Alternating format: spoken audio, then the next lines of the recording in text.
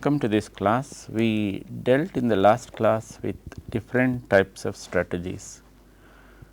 So, just to refurbish your memory, we looked at operation strategy, we looked at marketing strategy, R&D strategy, like that. Now, just a recap of some of the latter portions of this lecture, that is where we said logistics strategy. Logistics strategy deals with the flow of the product into and out of the manufacturing function. So, this is becoming important right now, because people are interested in the distribution of the product. So, how much money you can really save on the transportation of the finished products to the different retail outlets. What could be the best transportation methods? So, all transportation algorithms coming into place. So, a lot of OR type of work which goes in, models come in, and companies try to draw models to find out how they can optimize on the transportation cost, that is minimize the transportation cost and maximize the movement of materials. That is this is the reason why it requires synergies across business units and expertise in transportation modes. So, this transportation modes being you combine the different modes. You may at some point combine the rail mode with the road mode, sometimes combine the air mode with the road mode. So, bring it by air up to a certain destination, then from that destination you move it by road, all these types of things. So, this is a combination of modes, and all the transportation models will be very helpful in this logistics strategies. So, if a company is able to save money on the transportation, then it would be contributing to the profit, increase in profit. So, this is a straight increase in profit. So, two important decisions on logistics strategy, whether it should be centralized or it should be outsourced.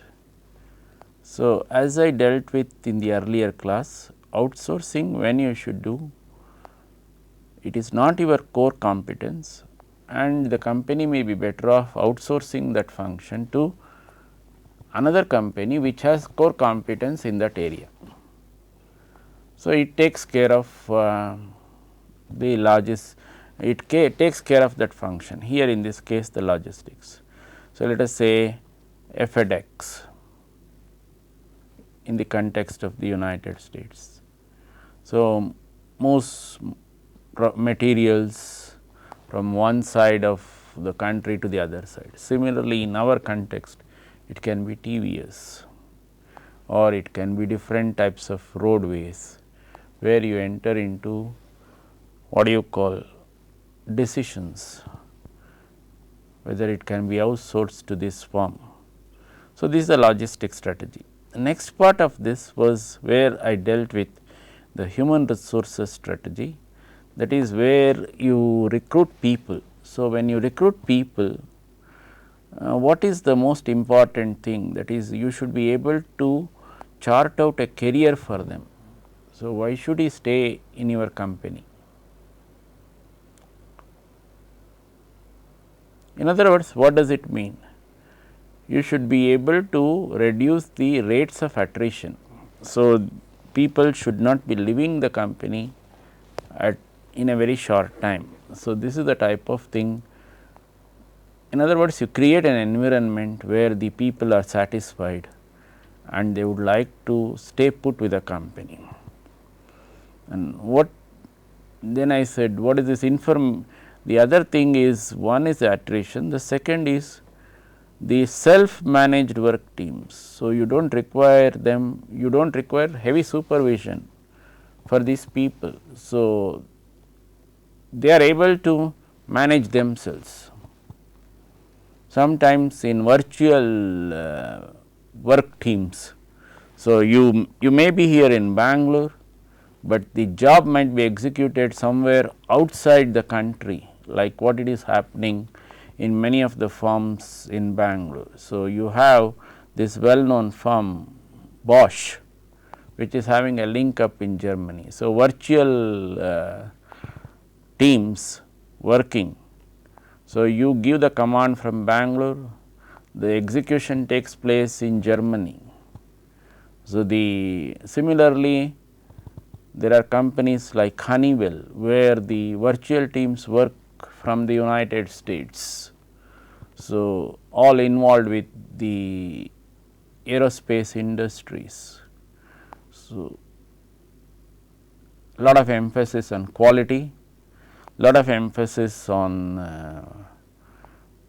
team working, but virtual team working. So, they are self managed work teams. So, this is the way the industry is moving towards.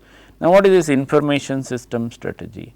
Information systems make use of information technology to provide companies with competitive advantage. Most of these companies, like the Honeywell, makes use of IT to derive competitive advantage, sought after by the aerospace industry. Similarly, this is how IS is being used by firms to gain strategic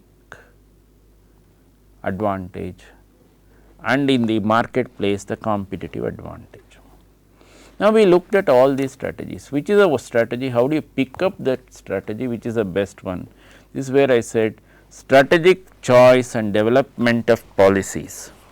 So, you evaluate the alternative strategy and select that best alternative which suits you from all aspects.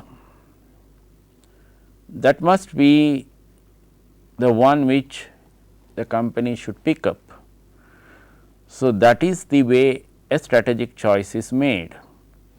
Now, I just read for you one particular aspect of strategic decision making process, which happened in Intel some time back. So, this is the strategic decision making process of Intel. The BOD of Intel met in 1991 to decide the future of the company. They were being asked to vote on a proposal to commit $5 billion for making the next generation of microprocessor chip, 5 times the amount previously needed for the 486 chip and 50 times for that of the earlier 386 chip. Its latest chip, the 486, was just beginning to take off. Its successor, the Pentium, was still on the drawing board. Intel's CEO Andy Grove received the startling estimate of the capital spending required to make the Pentium just before the start of the board meeting. Grove hastily drew the spending curve on the graph paper as the directors looked on. In looking back on the board meeting, Grove remarked, "I remember people's eyes looking at the chart and getting big. I wasn't even sure I believed those numbers at that time." The proposal committed the company to build new factories, something Intel had been slow to do in the 80s. According to Intel director Arthur Rock, a wrong decision would mean that the company would end up with a killing overcapacity. You had to have faith, said Rock. Based on gross presentation, the board decided to take the gamble.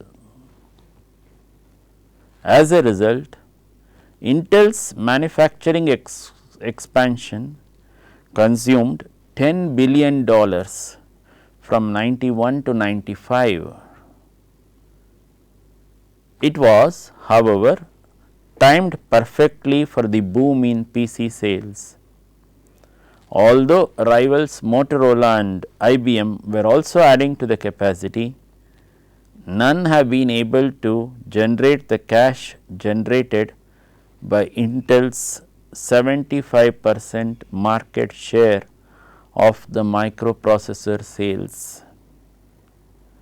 In this one crucial decision, Intel was able to turn the spiraling cost of competition into a competitive weapon. So, this is how a strategic choice was made in Intel, and that turned out to be a very heavy competitive advantage, a significant competitive advantage for Intel. So, you might have seen this what do you call this ads of Intel, Pentium inside. Now, you have this dual core of the Intel significantly prominently displayed on the logos, saying with respect to every of the computers which are done there. Now, in other words, what is this how do you how this best strategic alternative, how can it help? It can help in defining policies that can serve as a broad guideline for decision making. So, suppose you change your strategy, that is, a company changes its strategy, then what does it entail? It entails changes in policy too. So, changes in strategy require changes in policy too. So, one way of managing corporate culture is to manage this policy. One way of managing this corporate culture is to manage this policy, and this is where strategy can be quite helpful. So, you drop the appropriate strategy that can help you to formulate good policies, and that can be a very good response for managing corporate culture. Now, how does the situation look for the Indian firms? If you look at the Indian scenario, I am going by what I have written in the book. For Indian firms to be competitive in the global market, it is essential that they raise the quality of their products and be competitive in pricing. The expectations in the international market will be much higher than in the domestic market. So, this is the first type of inference that you can draw for the Indian firm. So, the Indian firms have always to be watchful about the quality of the product that is being put out in the international market, and also the competitive pricing aspect. So, they have to price that product competitively in the international market. It is not just making profit. So, if you are able to match the competitor in terms of the attributes of the product and the performance of the product, then price it competitively, automatically profits will flow in. So, this is what most of our software firms have realized. They have realized that profit flows in much bigger terms than they even expected. So, this is what the Indian scenario looks like. Then an Indian company operating in the global market must constantly review the appropriateness of its current mission and objectives, This becomes crucial in the context of the return on investment. In other words, what does that mean? It means that this mission and objectives, many times it was thought that this mission and objectives cannot undergo changes.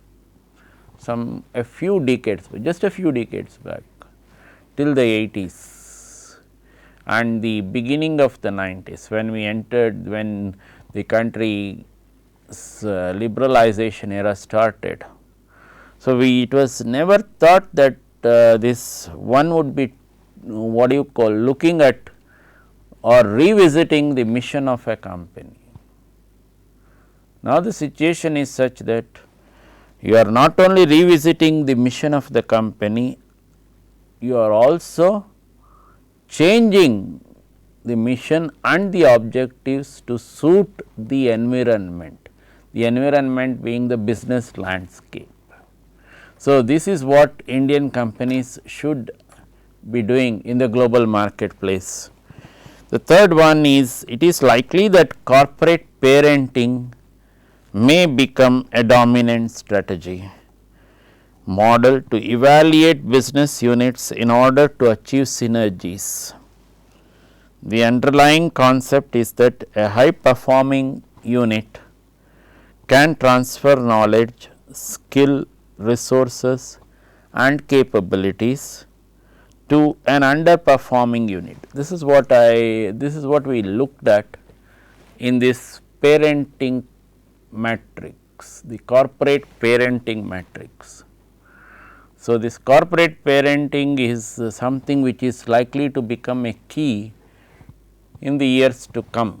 So, you may be having a high performing unit, so many things are learned in that high performing unit. So, you should be able to transfer that to another unit which is not performing at the same level, so that you can bring that unit also up to the same level. So, the manufacturing strategy of Indian companies operating overseas should be adjusted to suit local conditions. Similarly, for the Indian company operating in the Indian market, let us say, what should it be? You should be thinking global, but acting local. That is, you should be able to create lot of opportunities for the people of the region where you are operating from, because you have drawn on the type of infrastructure that is available in the local region. Say, let us say a Bangalore company, it should be able to create a large number of jobs for people from in and around the city or the state, because they are looking for such types of opportunities from these companies. Okay. So, similarly, when an Indian company is operating abroad, the local people there also are looking for working opportunities in this Indian company. So, I find that TCS is doing this very well. Similarly, Infosys, when it is operating its development centers abroad, so large number of local people also recruited in the whole scenario.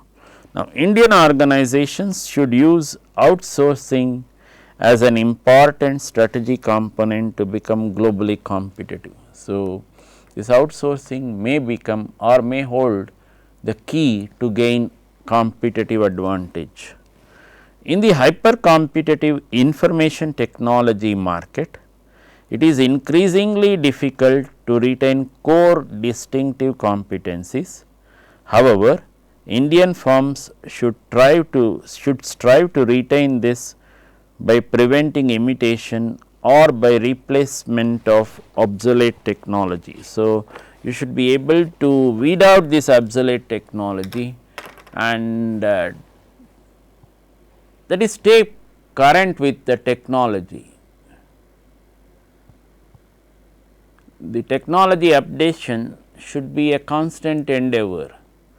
Suppose the core technology itself becomes obsolete, then what should you do? This is the question which many times people ask. then at that point of time the product itself becomes obsolete. This is what I told with respect to two types of product lines from the company Indian Telephone Industries, that is the Strowger and the crossbar. The core product itself, the core technology itself became obsolete. Then what is going to happen?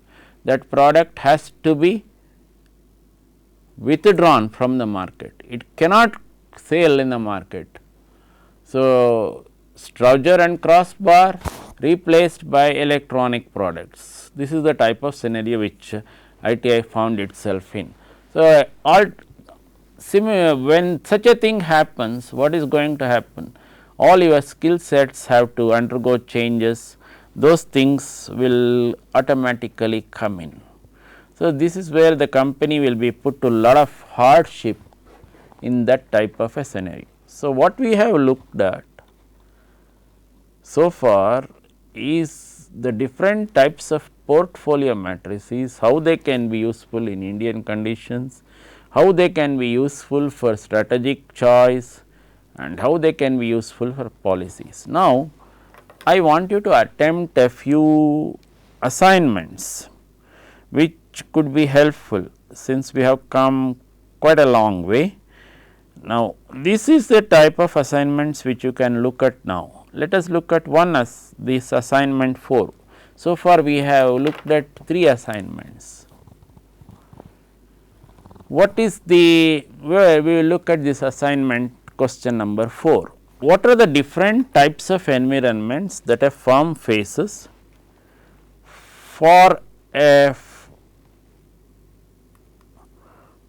firm you are acquainted with, chart the related environment. This is the first question. So, I have discussed with you in the earlier classes what are the different types of environment. You have the macro environment, you have the what do you call the micro environment, then you have the internal environment of the firm and the related environment. So, this is the, so if you go back to the taxonomy of the firm, the taxonomy of the firm which you see, the internal environment, this question should be slightly chart the, just hang on for a minute. So, this should be actually relevant environment, okay, just a minute on this, relevant environment. So,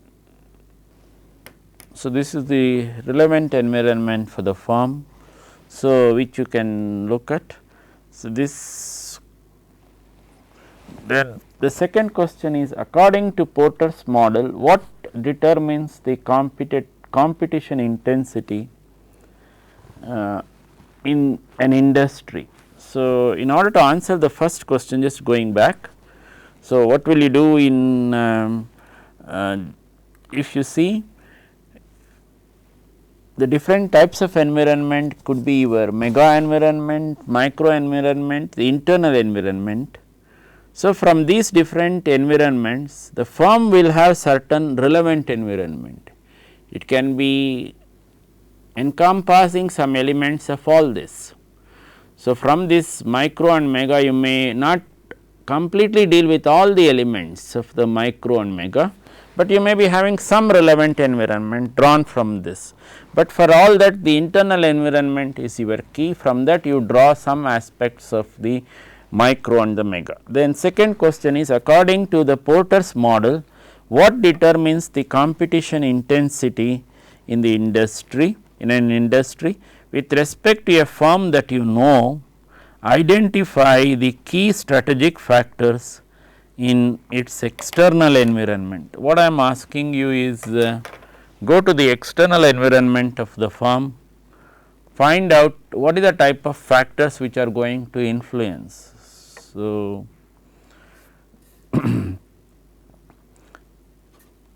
for all these questions you can identify a firm with which you are familiar. You may not be working in that firm, but you have lot of, you may be having lot of data about the firm. So, you can pick up any software firm or a manufacturing firm that you know of, where you have data and you can answer these questions from that angle. Then for the above firm, develop the industry matrix and EFAS. So, industry matrix means where some opportunities come, they may be attractive opportunities. There may be some threats also which may be coming in. So, some of them, depending on the probability of that occurrence of that threat, they may be serious threats, or it may be very mild threats about which the company need not worry too much on that. Then the last question that I have asked here on this assignment is, for the same firm, compare and contrast different scenarios by using trend extrapolation. So, what I have said is, take the same firm. So, draw different scenarios. What is going to happen if this type of opportunity comes and if this type of threat comes? In other words, all this comes in the present day scenario or in the present day nomenclature. This is called the strategy landscape you are visualizing. The strategy landscape you are visualizing. So, you are trying to visualize a number of scenarios which can happen, and depending on the scenario which presents itself, you are equipped to deal with that scenario. So, this is what this strategic management helps you with, or helps a company with. So, it provides you a different scenario analysis, the types of scenarios which can possibly come, and helps you to face those scenarios confidently instead of running away from the scenarios. That is the last question which I wanted you to answer in this assignment 4. Now, come to assignment 5. I have concentrated more on the internal environment of the firm here. So, what are the types of questions that I have asked? I said, what are the criteria used to determine the corporate strengths and weaknesses? If you go back to the types of the earlier classes, I have said you can use different types of criteria to determine the corporate strengths and weaknesses. So, you can say we make use of the past performance, or we make use of what do you call the key factors of success, or which is the one which you want to do. And I have also dealt with the different types of matrices that can be drawn for this what do you call the internal corporate analysis. So, you can make use of historical data, that is past data. Then you can also make use of what do you call normative data. So, you just try to find out from experts what could be the type of the type of scenarios that you can expect for the industry concerned. Then the competitive parity. So, depending on the type of competition that you are facing, that is the firm is facing, what is the type of strategy that you should, how should you determine your strengths and weaknesses. Then the critical factors of success. So, what could be the criteria that you can make use of. So, this is where what you have asked. The second one is second part of this question is, use these criteria for a company you are familiar with to identify its strengths and weaknesses. You pick up a firm, not the same firm that you picked up for the previous assignment, pick up a different firm. Try to analyze that firm from this internal environment angle, and then try to see, you are looking at that whole firm as an outsider, kindly note that. So, if you are looking at it as an outsider, you are in a better position to analyze the strengths and weaknesses of the firm vis-a-vis an insider. An insider may have certain preferences, or he may have certain predilections towards a particular situation. So, he may, in other words, he may not be completely unbiased.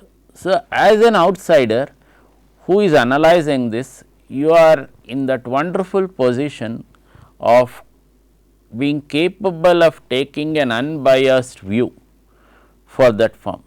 So, now when you take this type of unbiased view, you can always give corrective actions, suggest corrective actions. That is what I want you to attempt, that is suggest corrective actions. So, you analyze this, suggest corrective actions. Now, what will this question help you? It will help you to analyze a firm objectively, and it will also help you to build on your ability to suggest strategic actions for the firm. So, the corrective actions can be strategic actions for the firm. So, this could be one of the things which you can attempt. The second question which I want you to attempt is, how can value chain analysis be used to identify corporate strengths and weaknesses? So, this is what I just you can go back to the Porter's value chain analysis. So, what is the type of primary activities, what is the type of support activities, how does the company derive margin, and what should be the margin for the firm to be reasonably happy with. So, you can do all this analysis if you require again for a firm and say these are the supporting activities, these are the primary activities of the firm, and this is the type of margin which the firm is getting. Compare it, you get data for a few years, it will give you lot of inputs to analyze this question. The third question which I want you to attempt is, how can a company make use of its structure and culture in corporate analysis, in internal corporate analysis. So, there is a structure for the firm, there is a culture for the firm. So, what is the structure? That is the authority which is flowing down. Then there is a culture also, so like the culture of the Institute of Science, a great place to work with and terrific freedom for work. Then what is the type of culture? The type of culture is not just priding in the freedom of the work, but also it works with checks and balances. So, there are no hard and fast rules which the institute imposes on its employees, but at the same times there are check and balance mechanisms by which the institute draws the best from the employees. So, this is a type of thing which can happen in organizations also. So, what is the structure? The authority flowing down. What is the culture? There are different ways the culture permeates in organizations. So, some of them are in fact shown in their logo statements also, like Infosys says powered by intellect, driven by values. So, these are the types of things which which the company wants to convey. So, they say that intellect is rewarded here and the company is having values. So, all these types of things. These are some inputs for you to attempt this type of question. The fourth question is, what is VRIO framework, VRIO framework. So, this is what we have discussed. What is this VRIO framework? How it can be helpful for you in an organization. So, this you can look at this RIO framework, how this can be used for gaining sustainable competitive advantage. So, what is gaining sustainable competitive advantage? An advantage which the competitors will find it difficult to, what do you call, imitate. So, it should not be imitated easily in the marketplace. The longer they take to imitate your product, then you have a sustainable competitive advantage in the marketplace. Then the next question I have asked you about is list the strategic marketing, financial, R&D, operational and HRM issues for a company you are familiar with. So, what I want you to look at is what are the types of problems these companies are facing. So, take a company, what is the type of strategic marketing? So, any company if you look at now, marketing has become extremely important. Not only has it become extremely important, it is not the usual traditional marketing anymore in the company.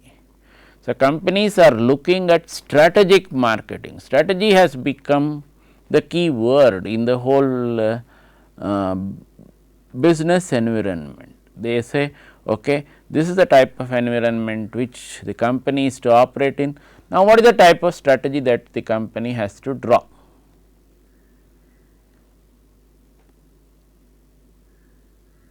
It is no longer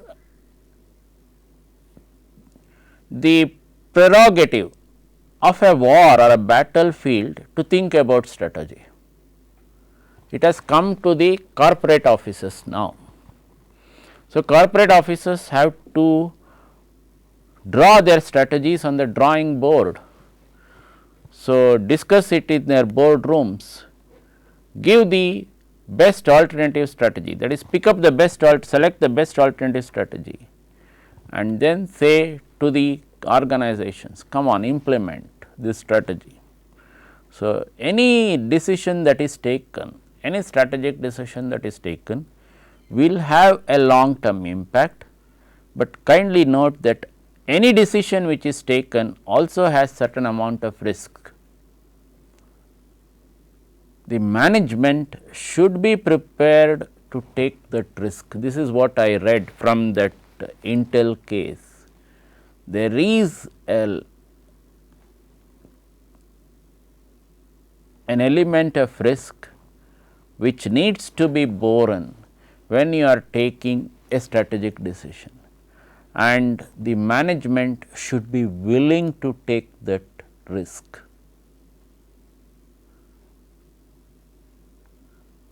This is not the case just for a manufacturing firm or a software firm or a services firm.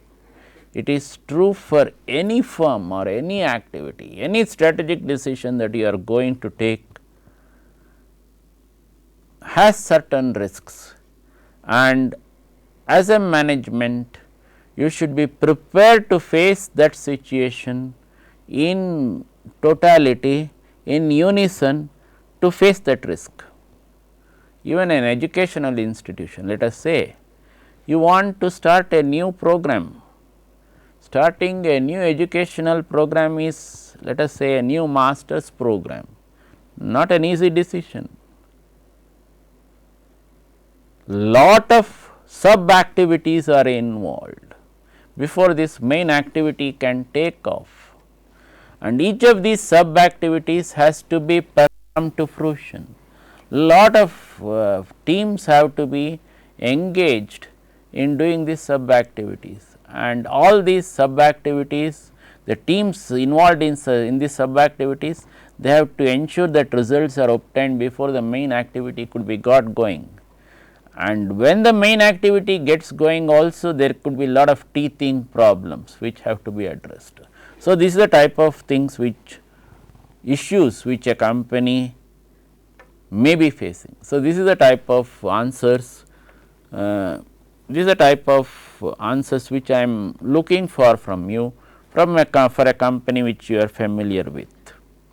Then the last question I want you to attempt is, how has the information systems affected strategic decision making?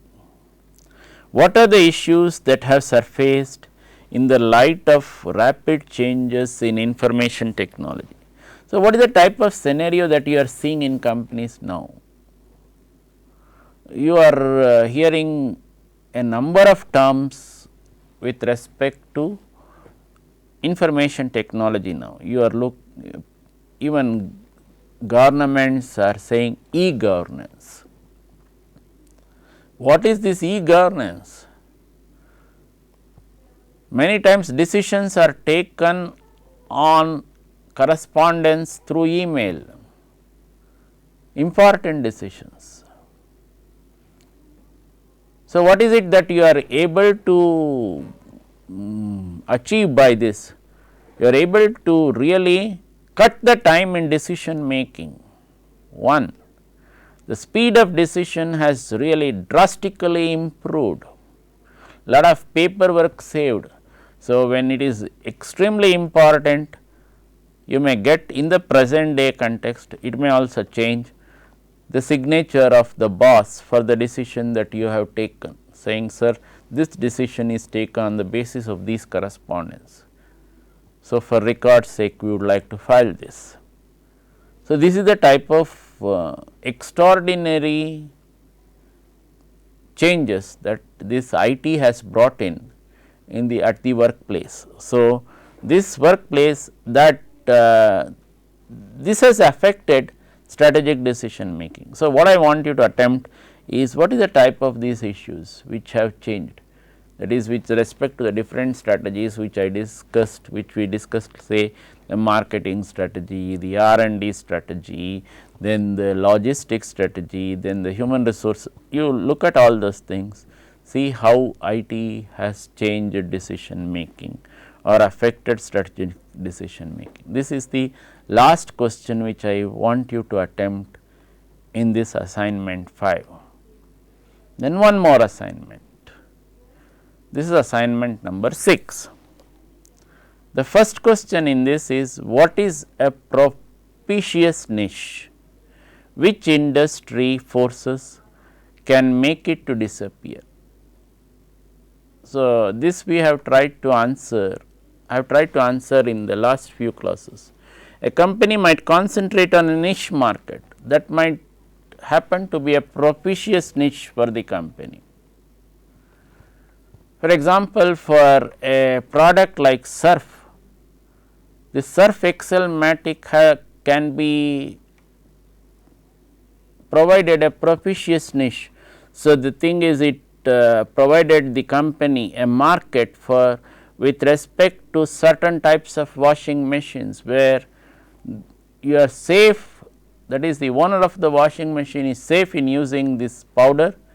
At the same time, the cloths also, their safety is ensured, that is the machine safety, cloth safety, both are ensured, and you get a good wash. For the company, this was a type of niche market which it entered. So, if you look at this product Surf Excel Matic, it will give you all the features of this product and say this is how it can be. So, this type of what you look at different products, what is the type of niche?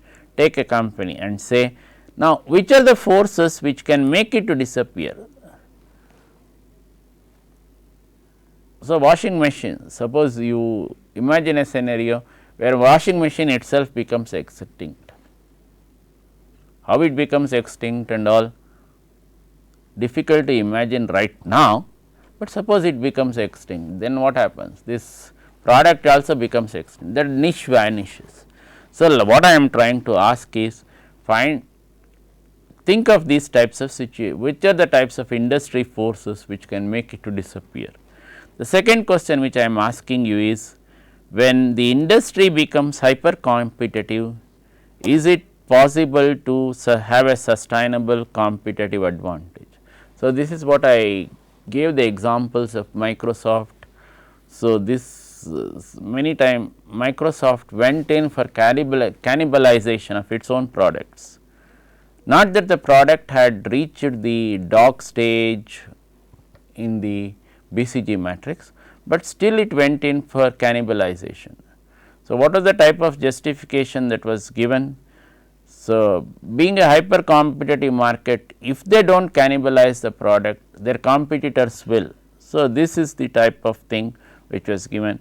Now, you should also look at this, what I want you to look at is, look at these types of scenarios. What is the type of reasoning that was given in that type of decisions? So, when the industry becomes hyper competitive, is it possible to have a sustainable competitive advantage?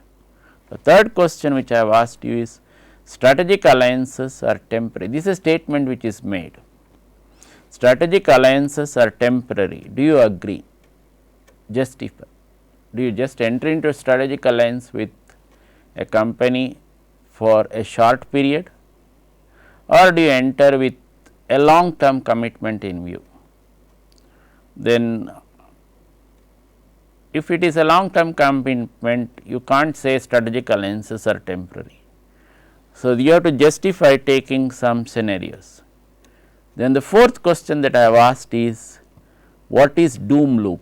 So, this we have discussed in great detail. Why do industries find it difficult to get out of it? So, you are caught in that whirlpool which I have just described in great detail. So, the companies find it difficult to come out of this whirlpool or this vortex. So, this now what you can do is think of industries which got caught into that.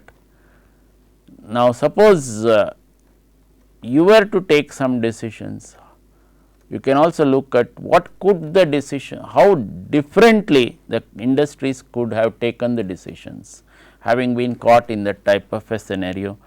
That could be one of the things which you can look at.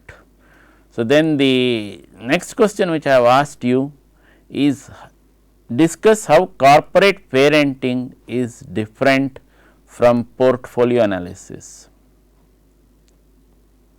In what respects are they similar?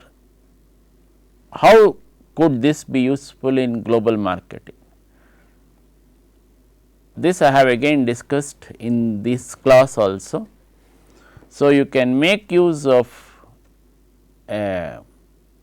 a better performing firm, the skills of a better performing firm to bring an underperforming firm to the same level as a better performing firm. This is where corporate parenting can be extremely helpful. So, this you can just answer taking different firms, different scenarios and say this is how it can be.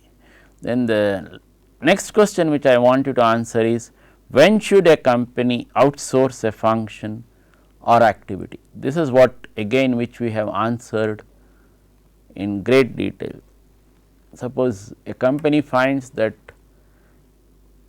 a particular activity is not in the core competence area and it may be better off for the firm to outsource that activity. I have taken different examples.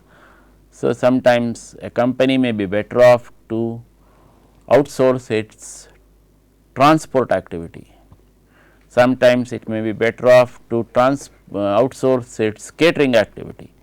So, if you look at most of the software firms, they have done this, catering outsourced, then the travel outsourced, many times the HR function itself outsourced, the payrolls outsourced. So, the reason being that company is better off in concentrating in its core competence area. And the last question which I have asked you is, how does policy relate to strategy? So, this is what I have again answered. So, when you are taking a strategic choice, so different alternatives are presented. When you pick up a choice, it can help you to improve or effect policy changes in the company. When you effect some policy changes in the company, it can bring about a better management of corporate culture. So, this is what you should be answering for this question. You can take the example of any company which you are familiar to explain all these points. These can be the different assignments which you can attempt for all the classes that we have covered. That can be, this can be the one. We stop here, we continue in the next class. Thank you.